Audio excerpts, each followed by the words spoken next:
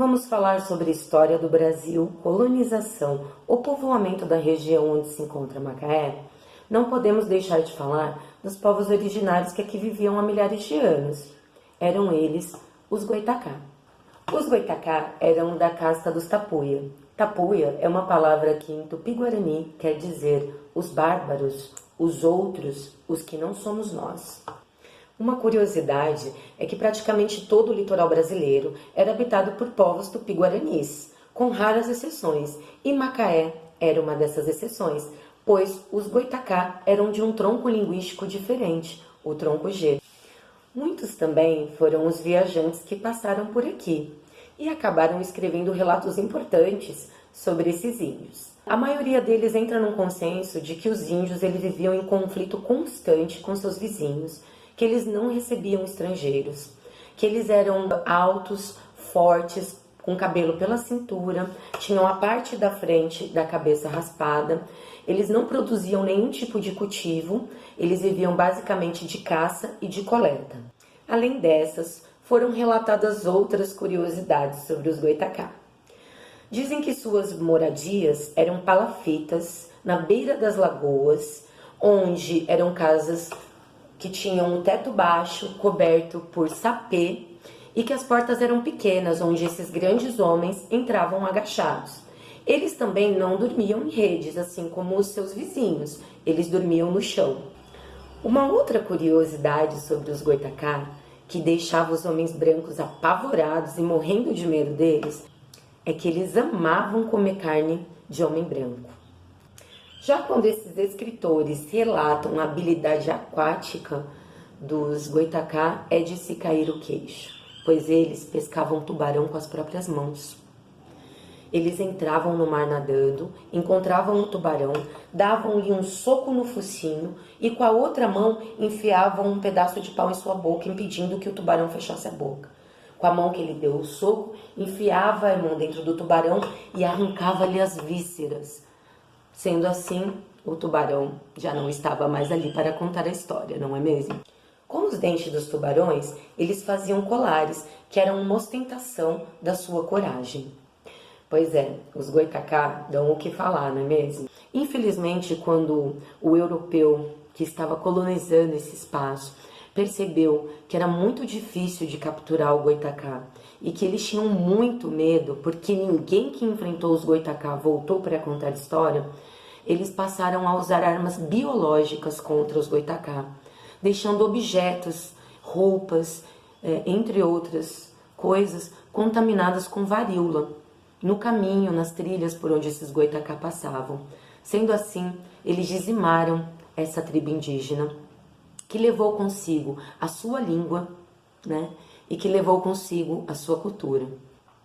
Até hoje, há especulações sobre qual o significado do nome Macaé, um nome que foi dado a esta terra pelos índios Goitacá.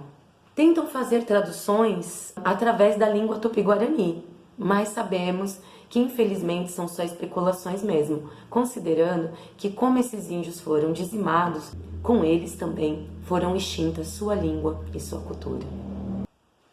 Para contar a história de Macaé, também é de fundamental importância que nos remetamos ao século XVI, a fase de colonização do Brasil. Pois quando Pedro Álvares Cabral desembarcou na região da Bahia com um escrivão oficial do Império que fez um documento passando os domínios das terras brasileiras para Portugal, eles ali mesmo já perceberam uma grande deficiência que teriam, que seria a dificuldade de administrar um território tão extenso de tão longe. Demorou apenas 3 décadas para que esse problema fosse solucionado, pois em torno de 1530, o imperador sentiu a pungente necessidade de proteger esse território, pois vinha sendo amplamente atacado por piratas de diversas nacionalidades, como os holandeses, franceses e ingleses. Após dividir esses 15 pedaços de terra, o rei passou a direcioná-los a nobres portugueses. Nessa ocasião, então, o rio Macaé passa a ser um marco divisor de capitanias. Ao norte estava a capitania de São Tomé e ao sul a capitania de São Vicente. Mas infelizmente esse território logo foi abandonado. Ao norte, a capitania de São Tomé foi doada através de Sesmaria para um amigo de infância de Dom João, Pero Góes. Pero Góes encontrou algumas dificuldades nesse território, pois além de ser um território muito alagadiço, era um território que possuía os povos indígenas que eles consideravam um dos mais ferozes do Brasil, os Goitacá. Ele realmente teve muita dificuldade e lutou durante alguns anos com esses índios, porém voltou para Portugal sem um olho e falido. Já ao sul, a capitania de São Vicente pertencia a Martim Afonso de Souza. Porém, logo que ele recebeu essa capitania, ele foi nomeado armador e comandante de expedições pelas Índias. Como decorrência dessas situações que causaram o abandono dessa região onde se encontra Macaé durante muitas décadas, Macaé passou a ser alvo de pirataria por muito tempo. Bom, vamos falar agora sobre os 7 capitães. Os 7 capitães foram militares que, após diversas batalhas na Europa, na África, na Ásia, resolveram pedir em conjunto ao rei de Portugal a cessão de terras que ficavam ao norte do rio Macaé, exatamente na capitania de São Tomé. Então eles receberam a cessão dessas terras no dia 19 de agosto de 1627, porém só empreenderam a entrada nessas terras a partir de 2 de dezembro de 1632. Eles escreveram um roteiro, um diário dessas viagens muito importante, que é chamado do Roteiro dos 7 Capitães. É importante te ressaltar aqui o nome desses 7 capitães, que é muito falado a história. O Miguel Aires Maldonado acabou ficando muito falado, porque é dado a ele o crédito desse escrito, mas a gente tem o Miguel da Silva Riscado, Antônio Pinto Pereira, João de Castilho, Gonçalo Correia de Sá, Manuel Correia e Duarte Correia. Esses são os 7 capitães que ganham a cessão da Sesmaria ao norte do rio Macaé, e aqui começam a ocupação e desenvolvimento com criação de gado dessa região, da região norte fluminense, hoje conhecida. Em 1630, os padres jesuítas, ganham também a cessão das terras ao sul do rio Macaé. Essas terras iam do rio Macaé até o rio Leripe. A partir então de 1630, eles começam a povoar essa região, fazem 2 engenhos, um engenho à beira da lagoa de Emboacica, naquele tempo chamado de Lagoa de Boacica, e fazem também um engenho ao sopé do Morro de Santana, onde fazem ali senzala, currais, e passam a criar gado. Os padres jesuítas também tinham terras na região à beira do rio Paraíba, onde hoje é a cidade de Campos, e faziam grandes criações de gado, sendo eles os maiores fornecedores de carne de gado para o Rio de Janeiro, naquele tempo. Então, o gado deles vinha de Campos, descansava na fazenda Macaé e logo após ia para o Rio de Janeiro. Em 1759, os jesuítas são expulsos do Brasil por ordem do Marquês de Pombal. Tem que deixar todas as suas terras para trás, seu gado, tudo que tinha, as fazendas, as igrejas. E isso acontece em Macaé. A igreja de Santana, que a gente conhece hoje, era uma pequena capela ainda.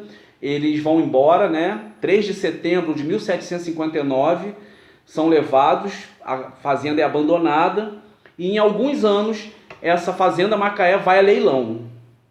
Então, com a expulsão dos padres jesuítas do Brasil, a partir de 1759, a fazenda Macaé fica abandonada e vai a leilão no Rio de Janeiro, sendo adquirida pelo mestre caldeireiro Gonçalo Marques de Oliveira. Ele comprou por 31 contos de réis, pagou 4 contos na hora e depois dividiu esse valor, e ele acaba tendo muito trabalho para poder tomar posse real das terras, fazer melhoramentos, cuidar dos poceiros que tentavam pegar as bordas dessa terra, e o dinheiro dele acaba com muitas dívidas, então ele acaba tendo que conseguir alguém para ser sócio dele, para ajudar ele a administrar essas terras enormes da fazenda Macaé, que tinham 2 engenhos, que era o engenho de Santana, exatamente as terras dos padres jesuítas, e o engenho de Boacica, que hoje a gente chama de Emboacica. Estas terras ganham um sócio, que é o Bento Ferreira Rebelo, junto com sua esposa, a Benta de Souza. Então, é tudo dividido, né? 1% para cada um de tudo. Eles passam a injetar dinheiro para poder fazer a administração e as melhorias necessárias, mas logo o Bento falece, né? A viúva que fica cuidando, o irmão de Bento era juiz também na região, e eles acabam sendo responsáveis, já que eles estavam com a parte que fica onde fica o centro de Macaé hoje, eles acabam sendo responsáveis pela doação de muitas terras para poder fazer a transformação do pequeno arraial de Macaé em vila. É bom lembrar que a ocupação, né, do município de Macaé começa lá por Capivari, Quissamã, Barra do Furado, depois tem outro núcleo que se estabelece nas Neves, né, que é na região serrana de Macaé, e aí sim, a partir desse momento, que é a entrada dos 1800, a transformação de Macaé em vila, é que o núcleo urbano, a beira-mar, vai crescer substancialmente, né? Então, a Praça Washington Luiz, que a gente conhece hoje, inclusive, o nome original dela é Praça Irmãos Ferreira Rebelo, justamente porque essa família, né, que acabou virando sócia ali, dona das terras de Macaé, ela é que doa grande parte das terras que depois vieram a ser o centro da cidade, né? Lembrando que para tornar a vila tinha que ter cadeia, tinha que ter câmara, tinha que ter pelourinho, né? E foi os irmãos Ferreira Rebelo, junto com a viúva, lógico, quem doaram as principais terras para poder transformar Macaé no dia 29 de julho de 1813 em vila.